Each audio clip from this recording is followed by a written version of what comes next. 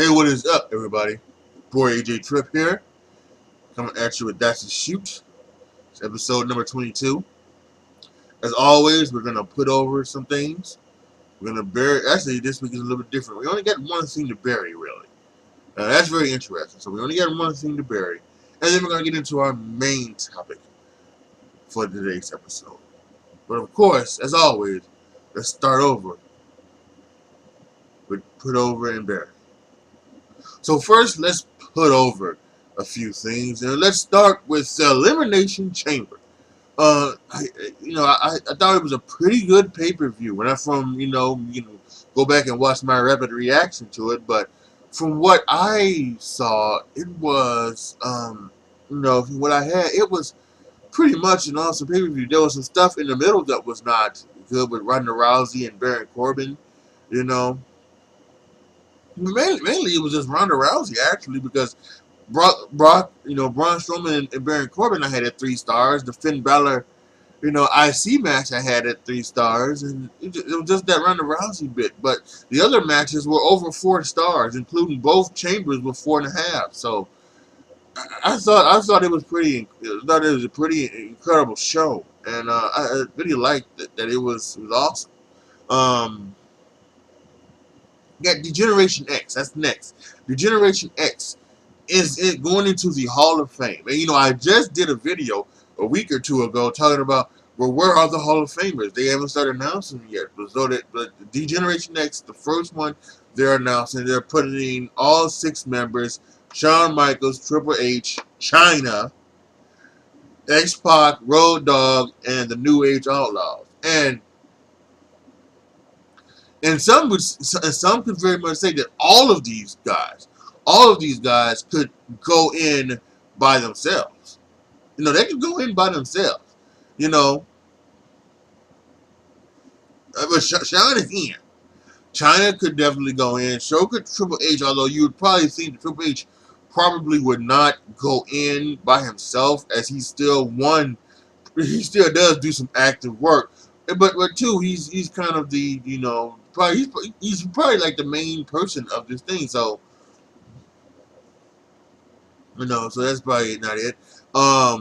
X-Pac could go in, and then of course Road Dogg and Billy Gunn, the New Age Outlaws, they were 7, 8-time tag team champions, so they could totally go in as to the tag team. So this is going to be incredible. That this is this is what it is. So good for them. It's going to be good. And we're going to have another 2-time Hall of Famer. As we knew we would. We knew that DX was going to get in, but, it's going to be pretty awesome.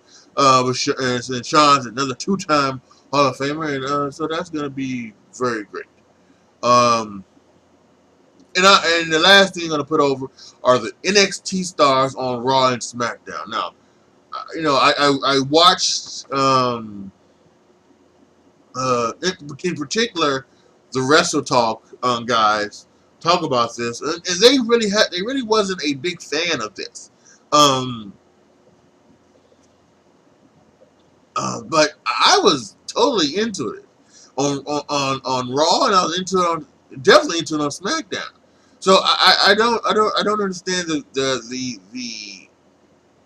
like thing of saying, well, this doesn't feel right, this doesn't sit well. I don't understand that. This was pretty much awesome. It really was, and I thought this was fantastic. So I think the fact that this was totally epic was just, whoo! I thought it was real good. So to me, this was, and I thought this, this brought a little bit of life into it, and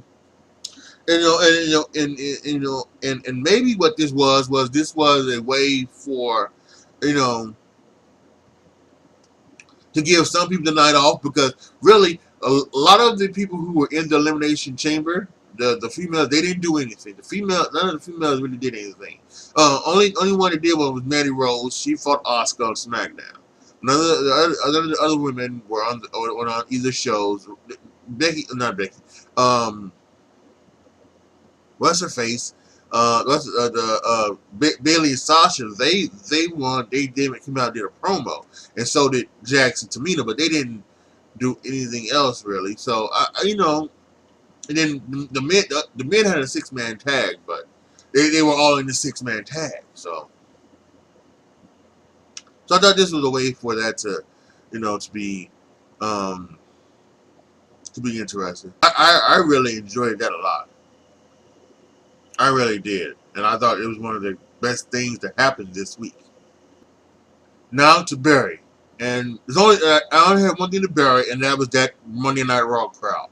That was an awful crowd. I mean, they basically sat on their hands for everything. I mean, and you know, I didn't think of it really, but when you think about, you know, how Raw started off with Triple H talking about who was coming to Monday Night Raw, and the fact that there was no reaction for that was, I didn't think of it at the time, but now looking back at it, that just led to night because there was nothing that they really cared about, and that was insane. You should have been caring about everything, you know, and that was just, and I know that there are some people out there that maybe are putting the blame on WWE. No, no, you can't blame WWE for that. You just can't. You know, you can't blame it. I don't care for what anybody may think about what, you know, WWE, in particular Monday Night Raw, has been over the past 6 months or so. And it hasn't really been that bad. That I'm talking about it being bad and overrated. It's not really been that bad. Um, um, but it was kind of like unreal. You know, it's kind of unreal that these people did not even get like a reaction, and they weren't even cheering and anything like that. And I don't know. That was an awful crowd, and that was plain old horrendous. It was just horrendous. It really was. And hopefully, um, I'll say this: WWE should probably they shouldn't. I'm not gonna say they should not go there. You know, you can go there, but Monday Night Raw and SmackDown, and definitely not a pay-per-view. No pay-per-view should be there. It should, you know, if you want to do a live event there, fine. But no more, you know, Raw. No more TV for you, Lafayette. No more TV for you. And now for the main topic of the show. It's time for WWE to be honest with itself. And here's what I mean by that. Ty Dillinger was he asked for his release earlier this week, and there seemed to be this thing was inside WWE where they do seem to want to just get all the talent that they can and acquire, you know, all the good talent from the indies and from all over the world and something like that, and then bring them into WWE. And then when they do that, they don't have they don't have enough time for that, you know, to do or for that to happen, right? You know, because it's like they are,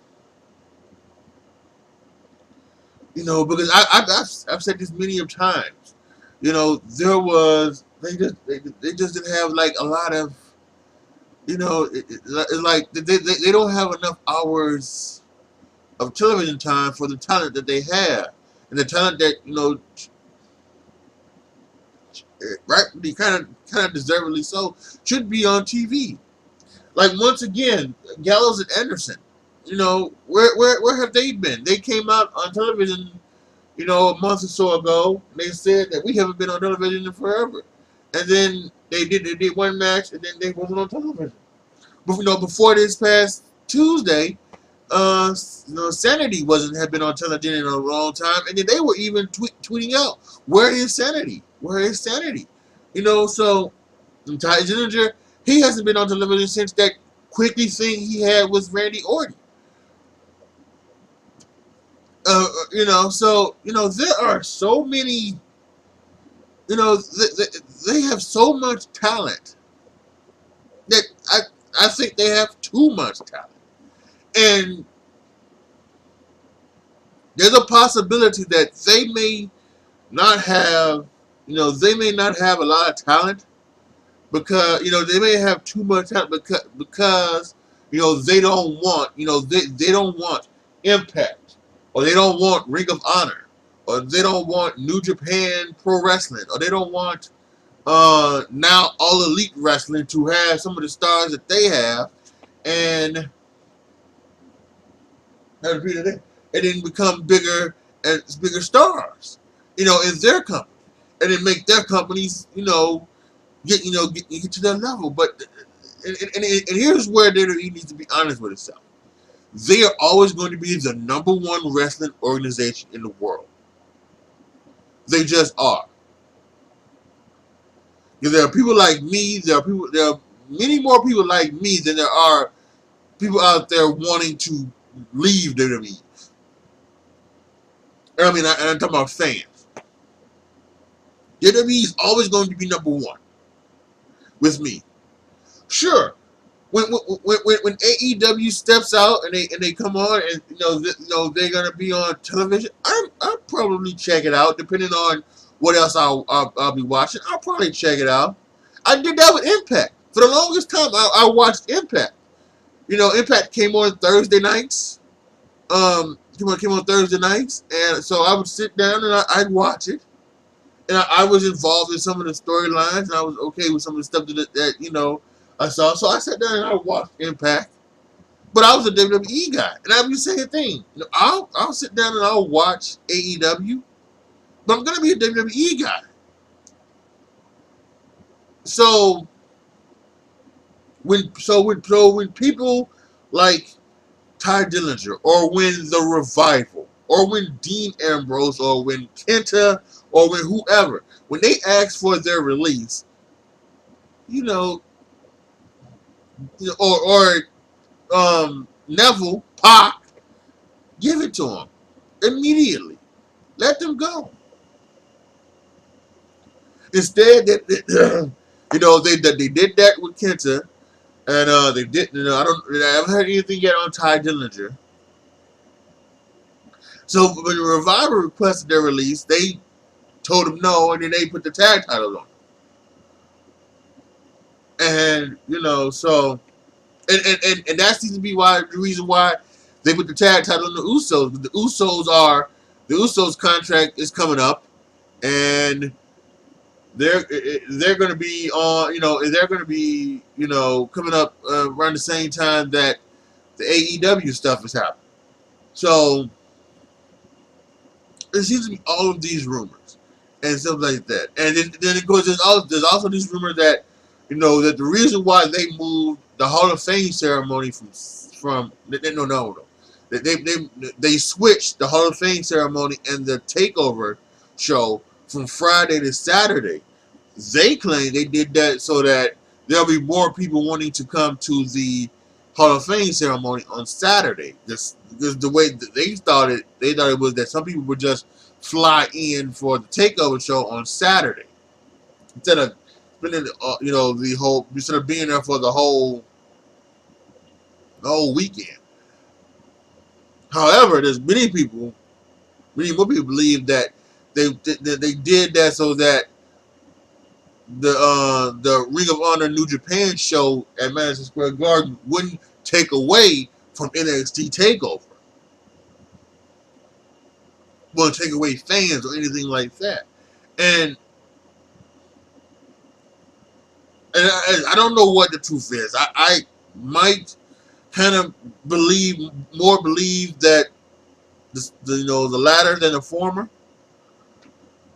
But if it is the latter, you're WWF&E. Why are you worrying about Ring of Honor and New Japan Pro Wrestling? Why are you worrying about them? Your takeover shows have been incredible. I have not watched all of them, but I don't know when the last average takeover show has been. Really, I really don't. It might have been. It might be the very first one I ever saw. And that's it. So why are you worrying about Ring of Honor and New Japan Pro Wrestling? WWE really needs to be honest with themselves, and they need to say that you don't have any competition. And guess what?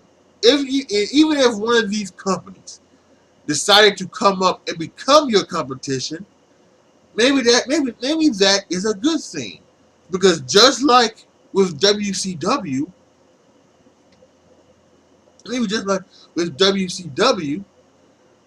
competition, the competition from them was maybe a good thing for you, because it allowed you to get more, do more stuff. You created new stars. You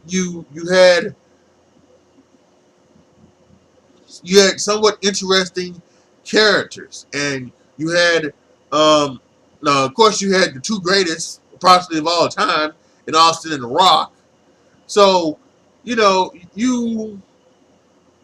had them, and you had many more, and then so much so that WCW didn't help, but you took down the WCW. So I mean, why are so if you are somehow afraid of one of these other companies, again in particular AEW, I'm guessing, taking the people that you had and doing something better with them, so what? So what? At this point, it does not matter. You've got a million, somehow, so the $600 million deal with Fox. You're making money out of the wazoo, brothers. Come on now. Ain't no way in hell they gonna turn you down. Ain't no way in hell they gonna, put you out of business the way you put out WCW and everybody else. So it is totally time for WWE to be honest with themselves. And they need to say, hey, we are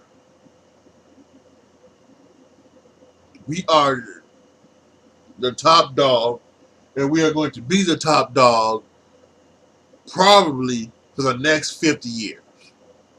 So one of Vince's grandsons or granddaughters are going to be running the company, by then. So let's face it, you are way more, you're going to be there forever. The other companies are probably not going to be around in 50 years. WWE will be. So come on now. Let's get real. And that is it for this week's That's a Shoot. Post the comments down below. Tell me what you guys think. Tell me what you guys think of my putovers. Tell me guys what you think of that awful Monday Night Raw crowd. And let me know what you think about the main topic. Why WWE should be honest with itself. Do you have the same feelings that I do? Do you think maybe differently? Let me know down in the comment section. Like the video, share the video, subscribe to the channel. And as always, thank you guys so much for watching. This is your boy AJ Tripp signing off. As always, be good to each other, y'all. Be careful out there. And I am out.